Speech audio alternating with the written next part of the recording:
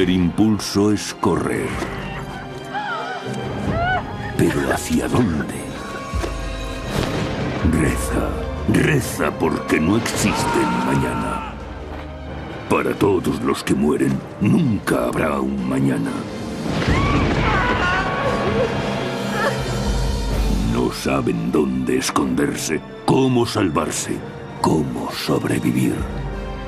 Los cuerpos se amontonan.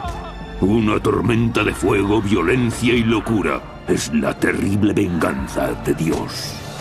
Es la peste negra del medievo, el peor desastre biológico de la historia de la humanidad.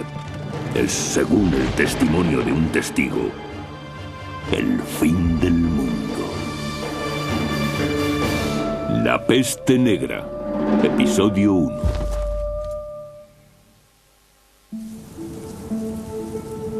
Año 1310, Toscana, Italia.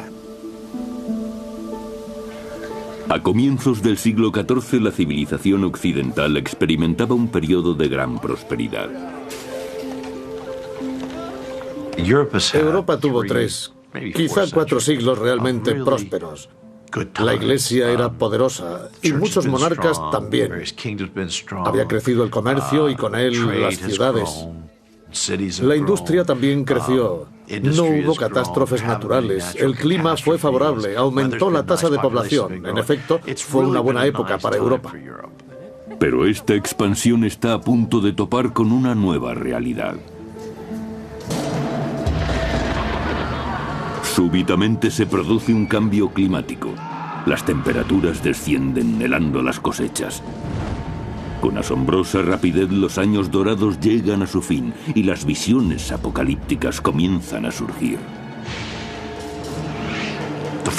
Llegaron los 4 jinetes del apocalipsis: hambre, plagas, guerras por doquier y la muerte, que no cesa. En la década de 1340, las guerras asolan el continente. La crisis afecta gravemente a los campesinos, pero los nobles ven la oportunidad para hacer fortuna aprovechando el caos. En el año 1333, Eduardo III de Inglaterra es ya un gobernante veterano, y su reino insular no es lo bastante grande para contener su ambición. En agosto de 1347, en Calais, el ejército de Eduardo venció contra todo pronóstico a las tropas de un rival mucho más poderoso, Felipe VI de Francia.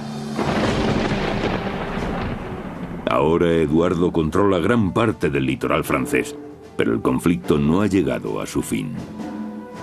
Es el comienzo de la Guerra de los 100 años, que en realidad es una guerra mundial si tomamos a Europa como referencia, pues se ven implicadas España, Alemania, Italia, Francia e Inglaterra. Año 1347. Su rey, Inglaterra. El rey Eduardo promete en matrimonio a su hija Joan con Pedro, príncipe de Castilla.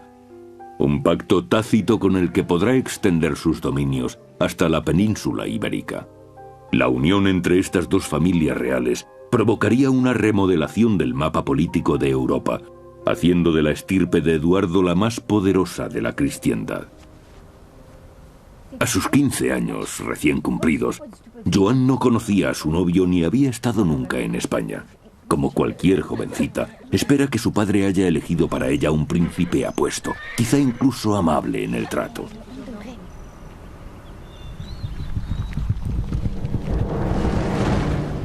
...650 kilómetros más al sur, en Aviñón, Francia, el Papa Clemente VI, vicario de Dios en la tierra, tiene sus propios planes. Durante un milenio, su santa iglesia romana ha dominado a reyes y campesinos por igual. Suponía la máxima autoridad en el medievo. En la Edad Media, la religión determinaba la vida de las personas, las rodeaba por completo. Lo normal era ir a la iglesia a diario. La vida consistía en recibir bendiciones que se atribuían a Dios y en recibir maldiciones que también se atribuían a Dios, aun a pesar de reconocer los propios pecados. La vida entera se desarrollaba en un ambiente de religiosidad. Pero en el siglo XIV, la fachada de la iglesia aparentemente sólida empieza a resquebrajarse. Los sacerdotes eran objeto de duras críticas porque abusaban de su poder. Sabemos de gran cantidad de religiosos que mantenían concubinas y se paseaban por la ciudad en compañía de ellas. Y sabemos de sacerdotes corruptos, simoníacos. Incluso la reputación del Papa se ve afectada. Los franceses han secuestrado al papado, trasladándolo de Roma a Aviñón. La ruptura de la tradición parece no molestar a Clemente VI, mundano amante de la buena vida, pero escandaliza a los fieles. En contra de los escépticos, la palabra de Clemente sigue teniendo gran autoridad, pero ¿le servirá para guiar a su rebaño cuando su mundo empiece a desintegrarse? Questo è un messaggio urgente per il chirurgo. Sì. El hombre que resultará su más fiable asesor será su médico personal, Guy de Chaliac. Es un médico de gran prestigio, relacionado con la corte desde el reinado de Felipe IV el Hermoso, a comienzos del siglo XIV. Y ahora es el médico de cabecera del Papa. En la época de Chaliac, la religión se impone a la ciencia. Tanto es así que el permiso para ejercer como médico solo se puede conseguir después de haber estudiado teología. Pero ni los libros de ciencia ni la Biblia pueden preparar a Chaliac para el horror que se avecina. Año 1347. Baja Mongolia. Lejos, en Oriente, en las estepas mongolas, un terrible mal ha despertado. Es un agente de la muerte. El rumor se extiende. Millones de personas están muriendo en China, la India y en las tierras del Islam. Es muy interesante comprobar que estos rumores procedentes del este llegaban acompañados de descripciones apocalípticas sobre los orígenes de la epidemia. Se hablaba de hechos tales como una lluvia de ranas y serpientes, tormentas con fuertes granizadas y rayos, y finalmente un humo hediondo y truenos espantosos. Antes de 1347 los mongoles parecían imparables. Su predominio en Oriente se mantuvo durante casi 150 años. El imperio mongol se extendía desde las cimas del Tíbet hasta más allá del Volga, y desde Beijing hasta Constantinopla. Lo más importante es que abrieron el comercio entre la Europa occidental y China. Se pudieron seguir rutas a través de Asia Central, gracias a lo cual, especialmente en la segunda mitad del siglo XIII, hubo un periodo de expansión del comercio europeo en Oriente. Pero los mongoles, si bien mejoran las comunicaciones, plantan también la semilla de la destrucción. Las rutas terrestres abiertas por los mongoles a través de su imperio unificado fueron útiles para el transporte de artículos de lujo, especias y seda, sobre todo, pero hubo también otro tipo de mercancía que siguió esa ruta, la peste. Implacablemente la peste se arrastra por las estepas, acabando con poblados enteros y dejando tras de sí cuerpos hinchados con bubas malignas.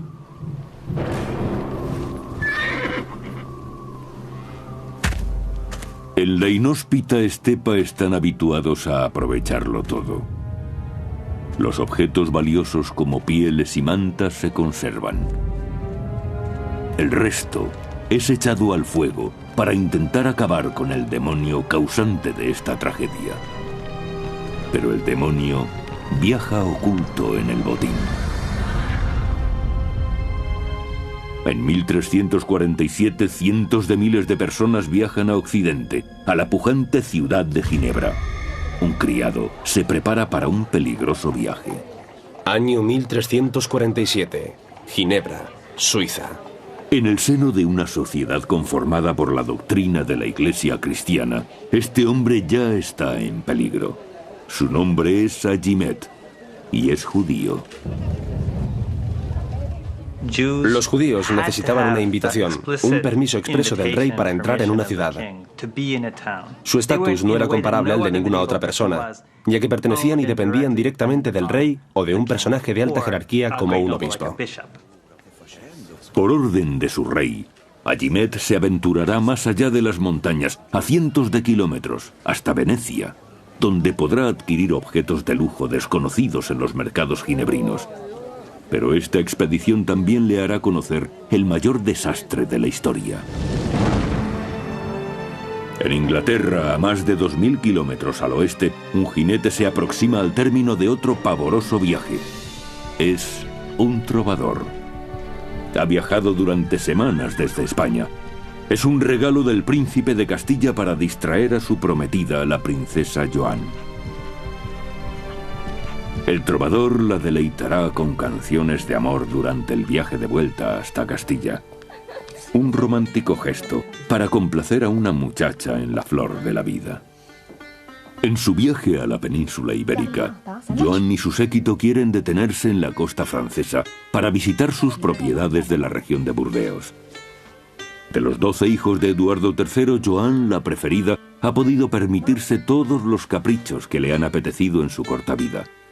Para este viaje, llena un barco entero con su ropa. Además de distinguidos clérigos y diplomáticos, 100 remeros contribuirán a la protección de la preciosa carga. Pero tanta precaución resultará inútil.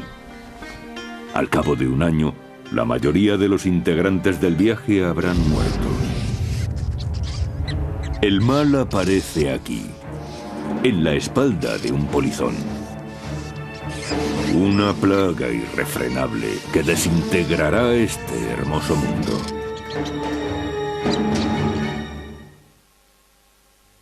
Año 1347. Mongolia Inferior.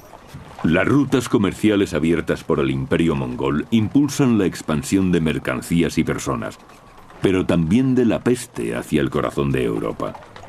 Viajeros, labradores, nobles, incluso la hija del rey de Inglaterra. Todos se verán frente a frente con el mayor asesino de la historia. La muerte negra.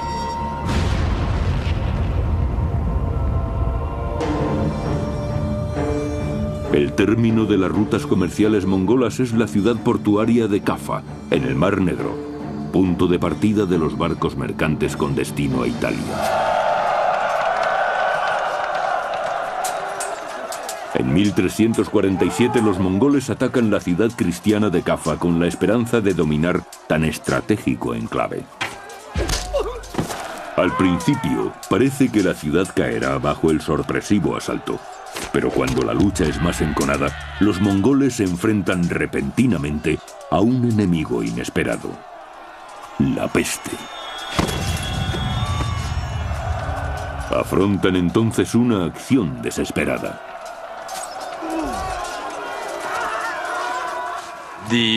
Los mongoles contrajeron la peste y debían abandonar el sitio, pero antes de retirarse decidieron catapultar sus cadáveres hacia el interior de la ciudad con el fin de propagar la plaga entre sus enemigos, contagiándola a todos los habitantes de la ciudad. Al parecer así fue como los mongoles transmitieron la peste a los europeos. Se podría considerar el primer caso histórico de guerra bacteriológica. Aunque la forma de transmisión seguramente es una leyenda, lo cierto es que la peste se extendió por la ciudad de Kaffa. La peste avanzó muy lentamente para tratarse de un mal epidémico. Dada la vastedad de las estepas y la escasez de población, tardó unos 15 años en llegar a Kaffa. Pero si bien estos hechos parecen claros, sigue surgiendo una pregunta. Tras un arranque tan lento, ¿cómo se extendió tan rápidamente la plaga por Europa?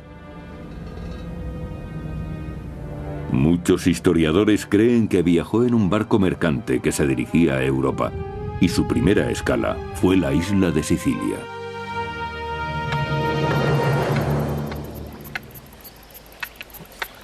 Año 1347. Mesina, Sicilia.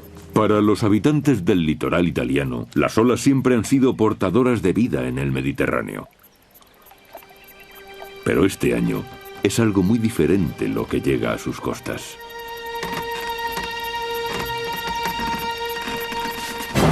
¡Ah! ¡Oh mio Dio! ¡Andiamocene via!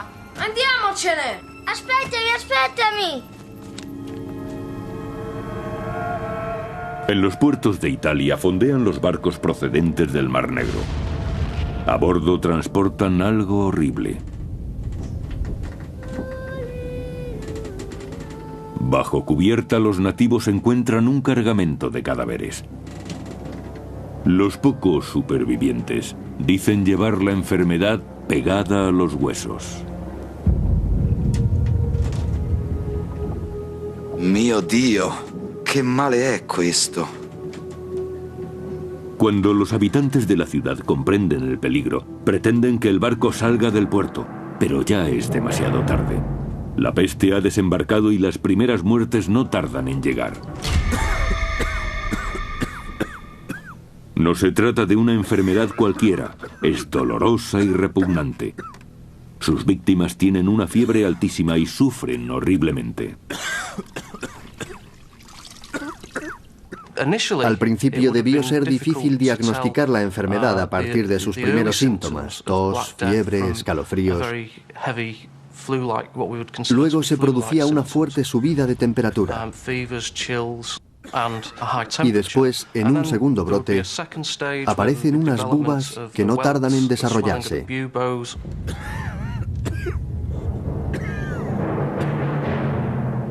El bubón surge al hincharse una glándula linfática en el cuello o en la ingle. Es tumefacta y puede alcanzar el tamaño de una naranja. Serán estas bubas las que harán pensar que la peste bubónica es la causa de la muerte negra.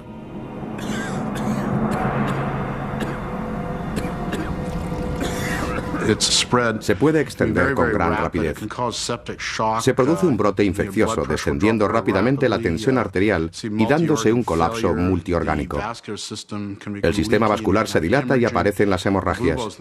Los bubones en sí son muy dolorosos. Es una manera horrible de morir.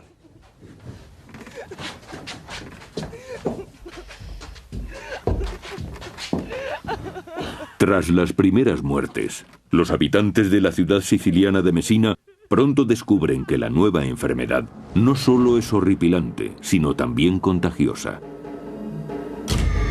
Se extiende rápidamente entre la población, sembrando el terror en toda la ciudad. Vino por mar y nadie había visto nunca nada parecido. Estas personas eran pioneros, como Colón, pero en el país de la muerte.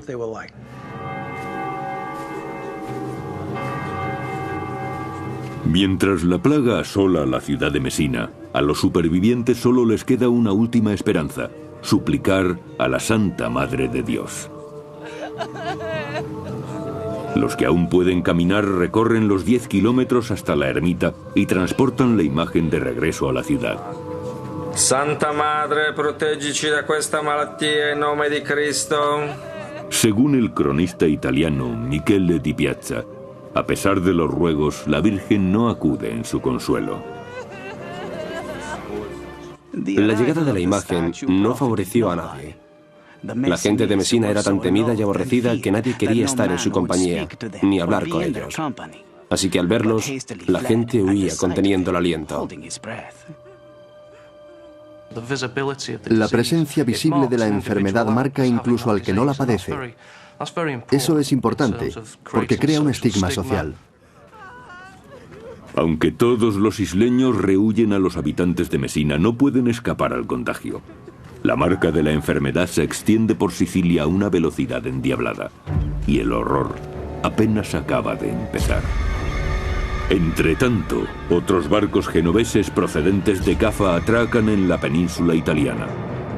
Transportan pieles, tejidos y ratas terribles, transmisoras de la muerte. Como un ángel exterminador, la plaga se extenderá por un continente desprevenido, y ahí se inicia el apocalipsis.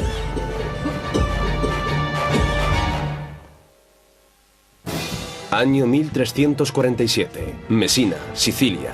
Ahora Europa se enfrenta a la mayor amenaza jamás conocida por la humanidad. De forma veloz y mortal. Pareciera no venir de ninguna parte y de todas a la vez. Cuando llega a las costas italianas, la gente está totalmente indefensa. La ciencia medieval vive hundida en las ciénagas de la superstición y la ignorancia.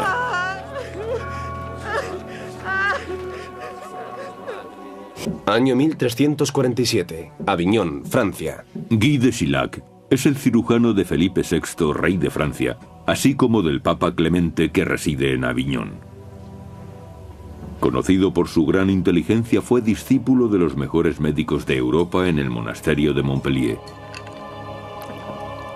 Sus técnicas, como la sangría con sanguijuelas, están destinadas a restaurar el equilibrio corporal del paciente.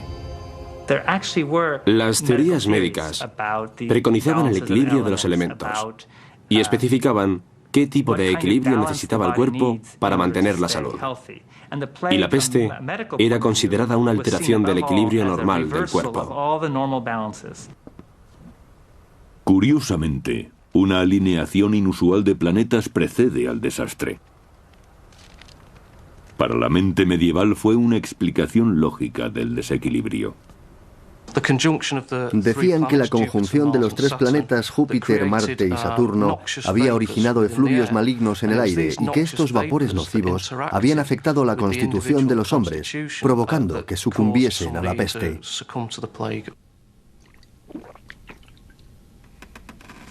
Se trataba de la teoría de los miasmas. La plaga provenía de un miasma, un efluvio maligno. Debo hacer hincapié en que estas explicaciones no eran nuevas, se conocían desde antiguo. Y estaban tan enraizadas que a la comunidad médica le era casi imposible apartarse de esta forma de pensar. Lejos de los centros de poder de Aviñón y París, en las ciudades comerciales de Ginebra o Venecia, el pueblo tiene otras teorías menos sofisticadas sobre el origen de la peste. Han sido adoctrinados desde su nacimiento en la creencia de que tanto las bendiciones como las maldiciones provienen directamente de Dios.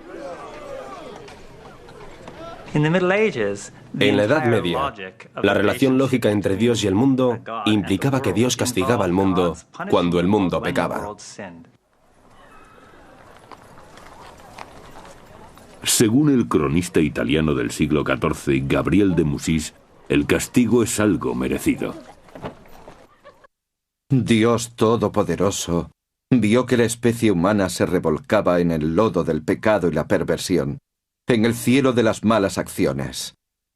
Los hombres se dieron a numerosos vicios, ahogándose en un mar de depravación debido a su ilimitada capacidad para el mal. Ahora sabemos que no fueron los pecados ni el mal lo que atrajo a la peste negra. Era una enfermedad contagiosa, pero incluso hoy en día se sabe poco sobre ella.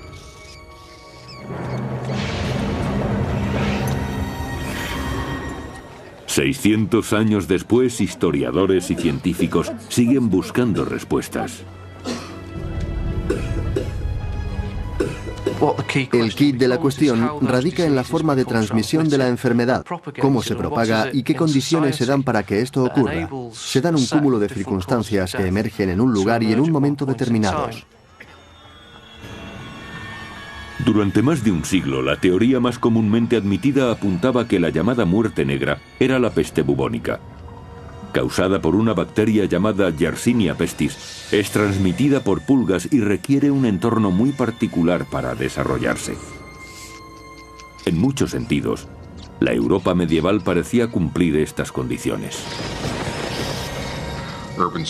Aglomeraciones urbanas, basura en las calles, un entorno insalubre en el que proliferaban las ratas y con ellas también las pulgas.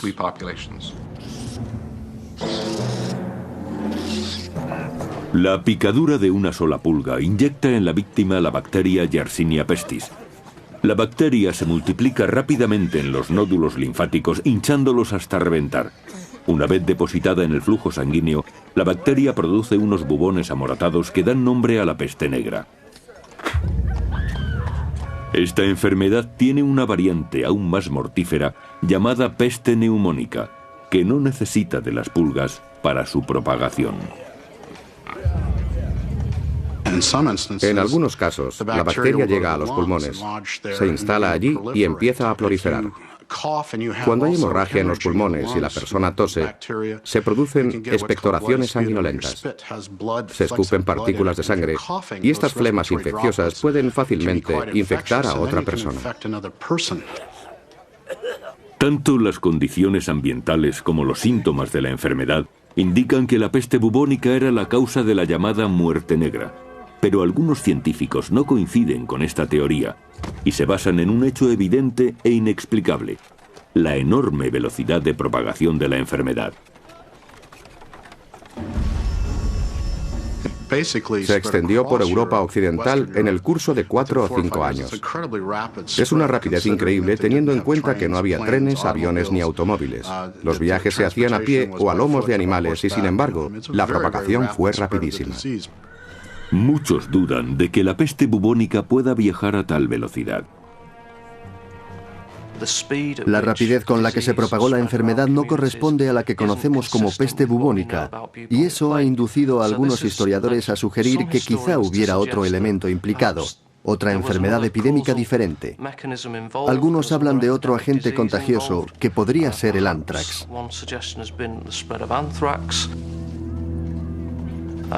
También hay expertos que piensan que podría haberse tratado de un virus tipo ébola. La diferencia la marca la forma de transmisión. ¿Por qué nos interesa hoy conocer la verdad sobre una enfermedad que se extinguió hace siglos? Muy simple. Comprender la peste negra podría ser fundamental en nuestra lucha contra las próximas catástrofes que se ciernan sobre la humanidad. Pero hasta hace muy poco, parecía que las claves del misterio habrían muerto con las víctimas de la pandemia. Pero, ¿fue realmente así? En Montpellier, Francia, un enterramiento múltiple de 650 años de antigüedad permite a la moderna tecnología seguir aquel rastro que parecía perdido. Año 2003, Montpellier, Francia. Un equipo de investigadores franceses exhuma cuerpos de víctimas de la peste, ampliando nuestras miras desde una nueva frontera científica. Los estudios sobre la peste negra están todavía en sus inicios, porque se decía que no dejaba huella en los cadáveres, que era lo único que teníamos, pero que no conservaban tejido corporal. Pero ahora con el ADN también es posible estudiar los huesos. Este tema es controvertido, pero la posibilidad de ampliar nuestros conocimientos está ahí. Los científicos indagan en busca de un tesoro biológico: los dientes. Como un cofre hermético, un diente encierra el ADN que fluye en la sangre en el momento de la muerte, incluyendo quizá el agente causante de la misma. Hemos encontrado algo. Creo que es importante. Los dientes están intactos. Extrajeron los dientes de la mandíbula y examinaron la encía en busca de la bacteria de la peste, la Yersinia pestis. Según los resultados, el ADN correspondía a la de la Yersinia pestis. Pero se trata de un solo ejemplo, la única prueba objetiva de que la peste negra podía haber sido causada en verdad por la bacteria Yersinia pestis. Los resultados de dichos estudios nos acercan un poco más a la solución del misterio. Pero hay que seguir investigando y examinar más tumbas. El trabajo científico debe continuar. Año 1347, Aviñón, Francia. A Guy de Chilhac, eminente médico del siglo XIV, los términos pulgas letales y ADN le sonarían tan grotescos como la confluencia de planetas y la cólera divina a nosotros. Él solo cuenta con la astrología y con su ingenio para combatir al mayor enemigo conocido por la humanidad hasta entonces.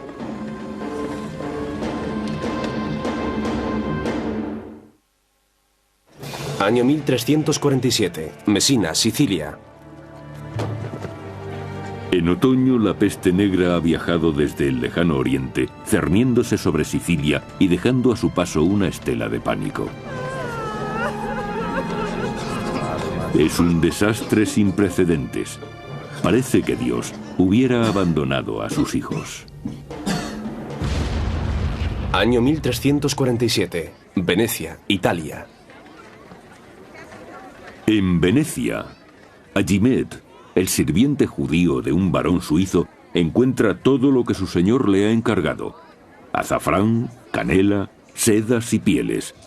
Pero también algo más, pues entrado el otoño, los barcos mercantes de Oriente traen la muerte consigo. El cronista italiano del siglo XIV, Gabriel de Mussis, pone voz al horror de los marineros que inadvertidamente llevan consigo la epidemia. Para angustia nuestra, transportábamos los dardos de la muerte. Al hablar, nuestros labios esparcían veneno en derredor. Por supuesto, no tenían ni idea de que la peste se extendiera mediante una bacteria, organismo microscópico que no puede apreciarse a simple vista. Pero se dieron cuenta de que la enfermedad podía transmitirse de una persona a otra. Cuando Agimed inicia el regreso a Génova, el mundo que deja atrás empieza a desmoronarse.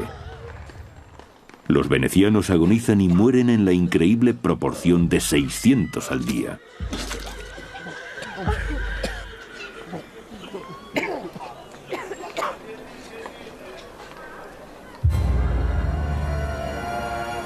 En enero de 1348, la peste entra en Francia a través del puerto de Marsella. Viaja en barco. Por vía marítima también se traslada a España. En Barcelona perece el 60% de la población. Imaginemos una persona, un marinero que trabaja en los muelles, por ejemplo, que es picado por una pulga infectada. Subirá al barco y seguirá con su trabajo normalmente, pero al cabo de unos días se enferma. Se trata de personas que se trasladan de una parte a otra antes de enfermar. Por supuesto, en el barco habrá ratas infectadas, con sus pulgas, y después, cuando el barco arribe a puerto, esas ratas y sus pulgas saldrán y extenderán la enfermedad por todas partes. 1348. Aviñón, Francia. A comienzos de primavera, la pandemia llega a la desembocadura del Ródano, a Aviñón, donde reside el Papa. Vignolet, je vous en supplie. La maladie frappe à la porte. Doctor, noter per mio protegere. Aunque Guy de Siliac le apremia para que huya, Clemente VI se niega a abandonar su palacio. En agosto de 1348 la peste alcanza París y la mitad de su población muere. Cuando se acerca a Burdeos también llega allí la princesa inglesa Joan, después de su travesía marítima. Año 1348. Burdeos, Francia. Permanecerá unos días en la residencia familiar, continuando después hasta Castilla, para encontrarse con su príncipe. Joan es quizá la mujer europea más protegida en estos momentos, pero los arqueros y las murallas no pueden defenderla de un enemigo invisible. No, no, no! Vous ne pouvez pas passer ici! No! C'est trop dangereux pour la princesse! Como un fantasma, la peste ataca sin ser vista, aniquilando familias, vecindarios, la abadía local, toda la ciudad. Pero antes de sembrar la destrucción, alimenta el terror. Nadie podía hacer nada. Y esa sensación de impotencia, al encontrarse frente a un peligro que no se podía controlar, es lo que hace de la enfermedad algo tan dramático. Intentemos imaginar lo que debe ser oír que en la ciudad del otro lado de la montaña ha muerto ya el 75% de la población. Porque así era en efecto. Antes de que la peste alcanzara un lugar, ya se tenían noticias de su cercanía. Y la población tenía tiempo de pensar en lo que se avecinaba. Realmente, no puedo imaginarme un tormento mayor. 1348, Cornwall, Inglaterra. Llevados por el miedo, los burgueses huían de las ciudades, dejando a los pobres abandonados a su suerte. En las obras literarias de la época se habla de la cobardía de estos personajes, de los ricos que escapan de la ciudad. ¿Quién queda, pues, para hacer frente a la muerte? ¿Quién queda en las ciudades sufriendo sino los pobres, los que no pueden huir como lo hacen los ricos? En Inglaterra, Eduardo III y su hijo mayor se retiran a una de sus propiedades campestres, cerrando el paso a los visitantes.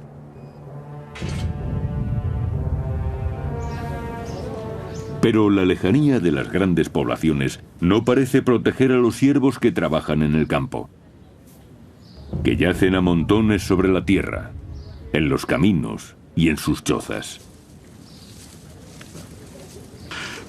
La gente vivía en una pobreza extrema, en casas con techos de chamizo. El ganado convivía con ellos. Las condiciones higiénicas eran absolutamente nulas. Había suciedad por todas partes. Un ambiente ideal para que las ratas y las pulgas proliferasen. Año 1348. Siena, Italia. Cuando la situación empeora, también la Iglesia parece abandonar a su rey. Por temor al contagio, algunos sacerdotes se niegan a administrar los últimos sacramentos a los moribundos. Padre, mia Maria e la piccola Anna Maria hanno bisogno di lei. Lei stesso l'ha battezzata. Para las gentes del medievo, morir sin recibir los últimos sacramentos es una perspectiva más aterradora que la propia muerte. Pero cuando el número de víctimas va en aumento y hay más sacerdotes que sucumben a la peste, el obispo de Bath hace una curiosa declaración. Si una persona en peligro de muerte no puede ser asistida por un sacerdote, deberá confesarse con un hombre laico, o si no hay ningún hombre presente, también servirá una mujer. En estas circunstancias, el instinto de supervivencia supera a los sentimientos heroicos. Ni siquiera los lazos familiares pueden unir a sanos y enfermos, como atestigua un gran escritor de la época, Giovanni Boccaccio. Los familiares no merecían más cuidado que los perros. Les arrojaban comida y bebida al lecho y después se les abandonaba. Al principio, si una persona enfermaba, la familia se ocupaba de ella y los vecinos colaboraban. Pero al advertir el contagio es fácil imaginar que pronto todos dejaron de ayudarse. Cuando ves que 1 de cada 3 personas muere, eso lógicamente afecta a tu mentalidad. Por supuesto, influye el temor, porque todos se preguntan, ¿seré yo el próximo? ¿Me atacará la peste a mí también? ¿Me llegará a través de mi padre, mi hermano o mi hermana? A esta falta de compasión se refiere el cronista de Siena, Agnolo di Tura. El padre abandonaba a su hijo, la esposa al marido, un hermano a otro, porque esta enfermedad flagelaba igualmente al cuerpo y al alma, y así morían. La tasa de mortandad era tan alta que la fe de las personas se veía afectada hasta lo más hondo. Las enseñanzas que habían recibido de la Iglesia parecían no consolar a nadie. Parecía que no fueran aplicables a esta situación. La muerte rondaba por todas partes, nada tenía sentido. Los cimientos de la sociedad se desmoronan. Nadie sabe cómo recomponerlos. Era la venganza de Dios por la depravación y los pecados de los hombres. ¿Qué mejor manera de responder que mediante actos de penitencia extraordinarios para borrar esos pecados? Y así el pueblo aterrorizado siguió a los fanáticos que se castigaban a sí mismos en una brutal imitación del sufrimiento de Cristo.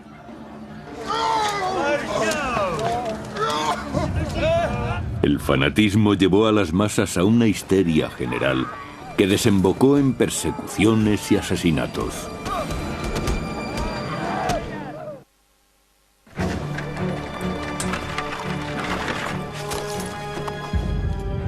En 1348, la peste negra que partiera de Sicilia llega a Inglaterra en barcos mercantes plagados de ratas.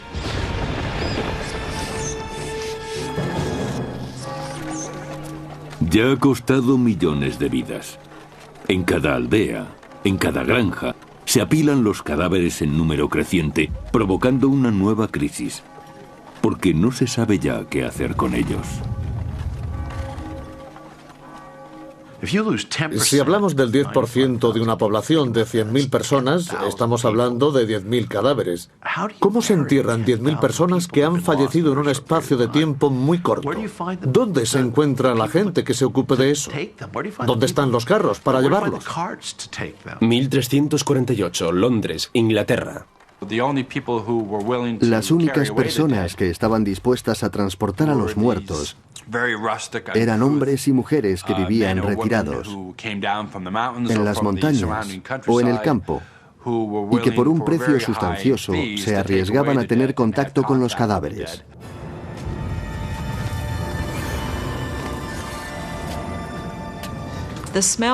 El hedor debía de ser espantoso. Y la gente trataba de combatirlo haciendo fuego y vertiendo en él algo dulce. Así pretendían enmascarar la fetidez del ambiente. Tampoco podían hacer mucho más. Durante el verano de 1348, en Londres, hay que buscar enterramiento para casi 300 cadáveres al día. Y en Aviñón es todavía peor. En solo 6 semanas, 11.000 personas son enterradas en un solo cementerio. Se decide entonces que el Papa bendiga el Ródano y los cadáveres incontables reciben sepultura anónima en el río. Pero quizá eso sea preferible al enterramiento en masa que se practica en Italia. Los enterraban por capas, como en una lasaña. Echaban una capa en el fondo, un poco de basura encima, más cadáveres, más basura, una tercera capa y los cubrían. En la región de la Toscana, en Siena, la mortandad es ya incontrolable. La mitad de la población ha caído víctima de la peste. Un ciudadano de Siena, Agnolo di Tura, se lamenta amargamente. Sus palabras siguen pareciendo sobrecogedoras 6 siglos y medio después. En muchos sitios se cavaron profundos pozos y los llenaron de cadáveres. Y cuando esas zanjas y esos pozos estuvieron repletos, cavaron otros nuevos. Yo, Agnolo di Tura, he enterrado mis 5 hijos con mis propias manos. Tanta gente murió que todos creían que había llegado el fin del mundo. A pesar del riesgo personal, algunos valientes deciden combatir el caos. 1348, Aviñón, Francia. Muchos médicos han abandonado a los enfermos para salvar su propia vida. Pero no Guy de Chiliac. Él se quedó. Yo creo que no fue tanto cuestión de valentía como de curiosidad científica. Quería saber en qué consistía ese demonio, cómo actuaba. Guy de Chauliac hizo lo que haría un investigador actual. Cuando no comprende la enfermedad, toma parte en ella, ayudando a sus compañeros para buscar el origen. Y después escribe sobre ello. En su interesantísimo diario, el médico redacta un minucioso catálogo de todos los síntomas del mal, y también de su progresión, tomando nota de aquellos tratamientos que parecían ser más efectivos. Al parecer, en el verano de 1348, Guy de Chiliac prescribió el fuego para prevenir al Papa Clemente VI del contagio. A cada lado de la silla papal son colocados 4 grandes barreños llenos de aceite y se les prende fuego. Se erige un muro de llamas contra los estragos de la peste. El Papa se aisló de la sociedad, por así decirlo, recluido en una habitación interior y custodiado por el fuego. Clemente se oculta en su propio infierno, todo con el fin de mantenerse fuera del alcance de la peste.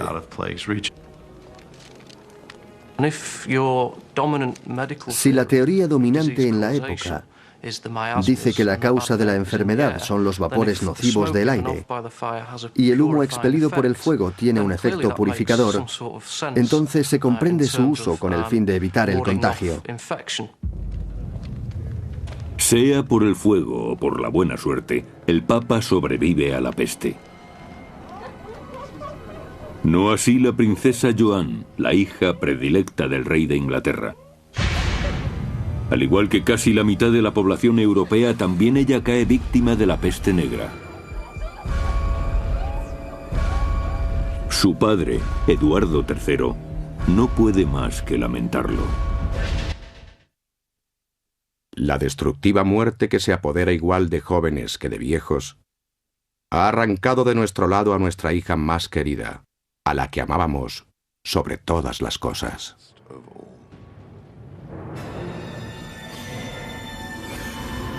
Han desaparecido todas las fórmulas palaciegas y solo escuchamos a un ser humano, a un hombre afligido publicando su dolor. La sinceridad de sus palabras es patente 700 años después, a pesar de su tono autoritario.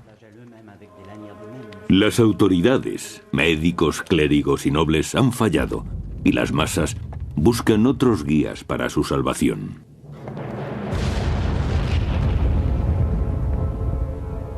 En la región de Renania, en Alemania, los fieles actuarán por su cuenta. Año 1348, Friburgo, Alemania. Se les conoce como los flagelantes. Son fanáticos que creen que Dios se apiadará de ellos si remedan la pasión de Cristo.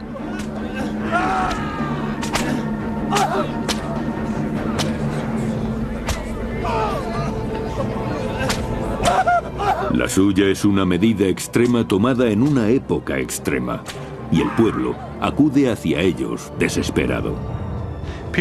La gente ve en los flagelantes la ayuda que necesita contra la enfermedad, porque quizá con esa durísima penitencia se consiga mitigar la ira divina y vencer a la peste.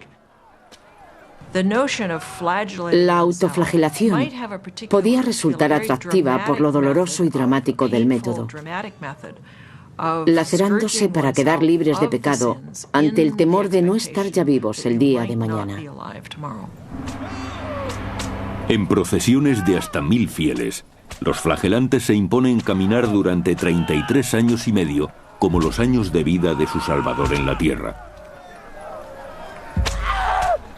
Prescindiendo de baño, techo y sexo, marchan piadosamente de ciudad en ciudad, realizando actos masoquistas ante la muchedumbre enfervorecida. En su diario, el cronista francés Jean de Venette escribe: los penitentes se fustigaban con látigos de cuero anudados con pinchos de hierro.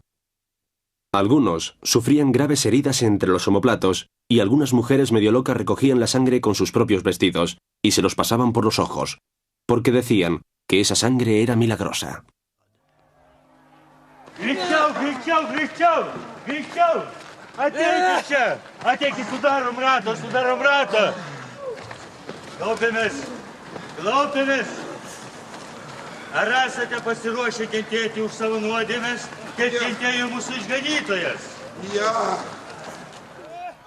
El Papa Clemente se siente amenazado ante la creciente influencia de los flagelantes. Los flagelantes eran sospechosos a los ojos del estamento religioso ortodoxo. Cuando llegaban a una población, solían provocar un gran revuelo, acompañado muchas veces de protestas contra las autoridades locales y las órdenes religiosas. Con la propagación de la epidemia se evidenciaba que todas las instituciones medievales, incluida por supuesto la Iglesia, no eran tan poderosas. La peste igualaba a todos, desde las autoridades hasta el más mísero de los campesinos. El proceso es difícil de encauzar. Las masas esperan un milagro y los flagelantes parecen dispuestos a facilitárselo. Fue la consecuencia de las procesiones de los flagelantes y sus sermones. Es el momento esperado, el más intenso, mesiánico y apocalíptico. En 1348 estalla una vorágine de odio más perniciosa que la misma peste negra. La conmoción da ahora paso a una caza de brujas. Hay que responsabilizar a alguien de la catástrofe y debe pagar por ello. En un torrente de histeria y miedo, las masas se desahogan con los inocentes, provocando un baño de sangre de proporciones terribles.